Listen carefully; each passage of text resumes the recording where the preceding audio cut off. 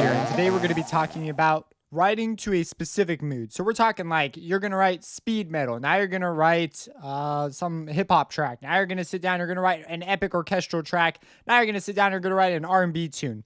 How do you get to the point where you can write in any genre? And the answer is the first time you always go to a new genre is always going to be a little rocky. Several times after that will probably be rocky too.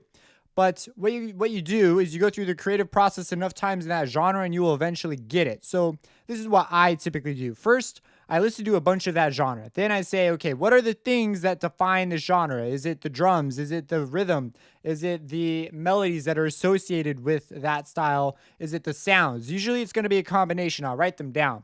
I'll try and express the essence of what I want to do in as few words as possible, because the simpler you can get it, generally, the more you understand about it.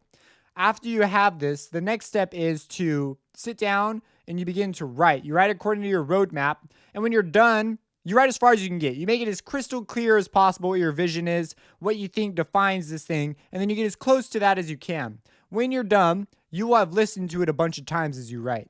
So what I then recommend you do is you take a break. Take a break a couple days, then sit down and listen to it again. Redefine what it is you think makes the genre what it is, and then pick out the thing that sticks out the most to you in your composition. What is it that breaks that rule, the thing that it is the most, and rewrite that part. Do this again and again until you feel like you've come a good deal closer. Don't seek for perfection, but get closer. After you've gotten there, you're done. Do it again. This time, start out with a new idea. Perhaps go at a different angle of the genre. Do something different, but you repeat this process. As you do this, you'll find yourself getting closer and closer, and the things become more and more clear. Also, you'll have a development stage, and you may discover some cool tips and tricks about doing this particular thing you weren't aware of. Now, you want to be careful of methods used. For example, writing speed metal with a sample library isn't generally a good idea unless you have some of the high-end tools available for doing that. It's just going to be way harder.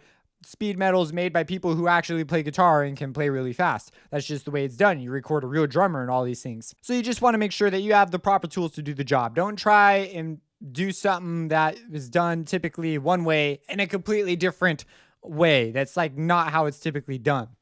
You might also come across people who you really look up to, who you see them doing things using a particular technique, and then when you try that technique, it just does not work. It's something that you have to develop and practice. So don't get discouraged just because you didn't get it the first time. Just keep working at it, keep defining it. But the big thing is looking for that part and being willing to rewrite that part. If you're willing to do that, you can get so much closer and you'll grow a ton as a musician. So that's sort of the challenge, is pick a genre that you're not really comfortable with and give a couple goes at it. I've attempted metal once where it was good enough to where I was willing to publish it. It was still terrible, but it was better, and that's because I chose a weird method to do it with.